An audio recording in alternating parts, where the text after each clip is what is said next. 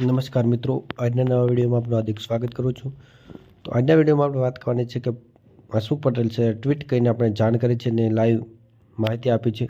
તો શું માહિતી આપી છે તે જોઈશું। તો હસમુખ પટેલ કહ્યું કે પોલીસની લેખિત પરીક્ષા ક્યારે આવશે, જો રનિંગ પતી જશે તેવી તરત આવશે કે ક્યારે આવશે, તે તમામ પ્રકારની માહિતી આજના વિડીયોમાં આપણે જોવાની છે। તો ખાસ વિડીયોમાં છેલ્લા સુધી બન્યા રહેજો, જેથી તમામ પ્રકારની માહિતી તમને આપતો રહીશ। લેખિત પરીક્ષા ક્યારે આવશે તે હસમુખ પટેલ સર આપણને માહિતી આપી છે। તો વિડીયોમાં છેલ્લા સુધી બની રહેજો અને વિડીયોમાં તમે હજુ સુધી નવા હો અને ચેનલને હજુ સુધી તમે સબસ્ક્રાઈબ ન કરી તો જલ્દી સબસ્ક્રાઈબ કરી દો અને તમારા મિત્રો સુધી આ વિડીયો શેર કરવાનું પણ ના ભૂલતા, જેથી આવી જ ભરતીને લગતી અપડેટ આપણી યુટ્યુબ ચેનલ આવતી રહેશે। તો હવે આપણે જોઈશું હસમુખ પટેલે શું માહિતી આપી છે તે। મને નથી લાગતું કે બહુ મોડી પરીક્ષા થશે, બરાબર છે। એ પરીક્ષા બહુ મોડી થાય એવું મને નથી લાગતું। નજીકના સમયમાં જે મેં આપી તેના કરતાં કેટલી જે મેં 25 નવેમ્બરની આજુબાજુ આપી હતી, હમણે જાન્યુઆરીની કઈ તારીખે ચાલુ કરી, 8મી જાન્યુઆરી, બરાબર। હવે મને પણ 25 નવેમ્બરની જગ્યાએ હું 5 ડિસેમ્બરની આજુબાજુ જ કરી શકું એવું હતું, મારું જે પ્લાનિંગ હતું એ પ્રમાણે, બરાબર। તો એમણે 1 મહિનો એમણે ડિલે કર્યો અને ખાસ સંજોગોના કારણે કર્યો।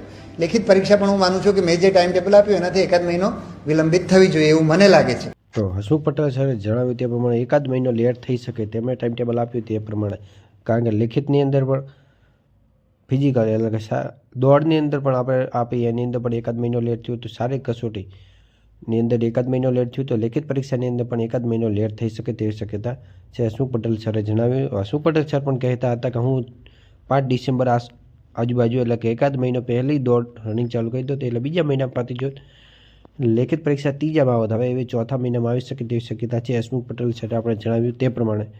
તો હસમુખ પટેલ સરે આપણે ટ્વીટ કરી તે જોઈશું આપણે હવે। તો લોકરક્ષક અને પીએસઆઈ ભરતીના ઉમેદવારો સારી કસોટીની સાથોસાથ લેખિત પરીક્ષાની પણ તૈયારી પણ કરતા રહે। મને સમય મળશે તો માર્ગદર્શનનો એક વિડીયો પણ હું બનાવીશ। એટલે આ પરથી આપણે જાણી જઈએ કે લેખિત પરીક્ષા પણ જલ્દી જ આવી જશે, કારણ કે ટ્વીટ કરીને જાણકારી છે તે પ્રમાણે લેખિત પરીક્ષા એટલે કે લેખિત પરીક્ષાની પણ તૈયારી ચાલુ રાખજો, જેથી ત્રીજામાં તો નહીં પણ ચોથા મહિનામાં આવી શકે તેવી શક્યતા છે। તો પોલીસ અને પીએસઆઈની ત્રીજા મહિનામાં આવી શકે તેવી શક્યતા અને લોકરક્ષકની ચોથા મહિનામાં આવી શકે તેવી શક્યતા છે। તો મિત્રો તમે તૈયારી પણ ચાલુ રાખજો, જેથી જલ્દી રનિંગ આવી શકે તેવી શક્યતા છે। તો લોકરક્ષકને પીએસઆઈના ઉમેદવારો માટે શારીરિક કસોટી સાથે સાથે લેખિત પરીક્ષાની પણ તૈયારી ચાલુ રાખે। જે મિત્રોને રનિંગ પતી ગઈ છે અને જે મિત્રો પાસ થઈ ગયા છે તે ખાસ લેખિતની તૈયારી ચાલુ કરી દેજો। હજુ સુધી તમે ચાલુ ના કરી તો જલ્દી ચાલુ કરી દો। હવે આપણે હસમુખ પટેલ સર દ્વારા બીજો વિડીયો પણ એક જોઈશું। લેખિત પરીક્ષાની તૈયારી કઈ રીતે કરવી તેને વિશે માર્ગદર્શન આપ્યું છે, તો તે આપણે વિડીયો આપણે હસમુખ પટેલ સર દ્વારા આપણે વિડીયો જોઈશું। તો વિડીયોમાં છેલ્લા સુધી બન્યા રહેજો। તો વિડીયો સંપૂર્ણ જોજો, હસમુખ પટેલ સર શું બોલી રહ્યા છે તે। આત્મવિશ્વાસ વિના આ પરીક્ષા એટલે પાસ થઈ શકાય નહીં। એટલે 50% તૈયારી, 50% આત્મવિશ્વાસ।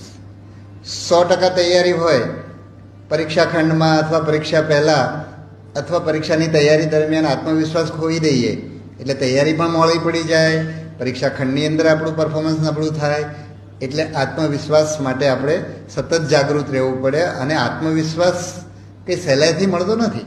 જ્યારે નિષ્ફળ થઈએ ત્યારે એને હેન્ડલ કરવા માટે થઈને આપણે જ્યારે જ્યારે સફળ થયા હતા એ યાદ કરતા રહેવાનું, તો આપણે આટલી લાંબી દોડમાં આપણે ટકી શકીએ। જેમ કે હસમુખ પટેલ સરે આપણે જણાવ્યું કે આત્મવિશ્વાસ હોવો જરૂરી છે, જેથી આત્મવિશ્વાસ 50%ની તૈયારી 50% હોવી જરૂરી છે। જો અને 100% તૈયારી હોય અને આત્મવિશ્વાસ ના હોય તો તમે ત્યાં ગભરાઈ જતા હો છો, જેથી આત્મવિશ્વાસ ખુદ ઉપર હોવો જરૂરી છે, જેથી આત્મવિશ્વાસ રાખવો ખૂબ જરૂરી છે। તો તમે મિત્રો આત્મવિશ્વાસ રાખજો તો તમારે પરિણામ સારું મળશે। તો બસ હવે આજના વિડીયોમાં બસ આપણે આટલી જ માહિતી જોઈશું। તો વિડીયોમાં છેલ્લા સુધી બન્યા તે બદલ તમારો આભાર, અને વિડીયોને તમે હજુ સુધી ચેનલને સબસ્ક્રાઈબ ના કરી તો જલ્દી જ કરી દો। અને બસ તો મળીએ હવે નવા વિડીયોમાં નવા ટોપિક સાથે કંઈ।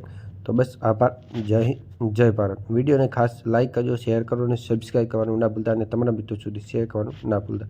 બસ તો આભાર, જય હિન્દ, જય ભારત।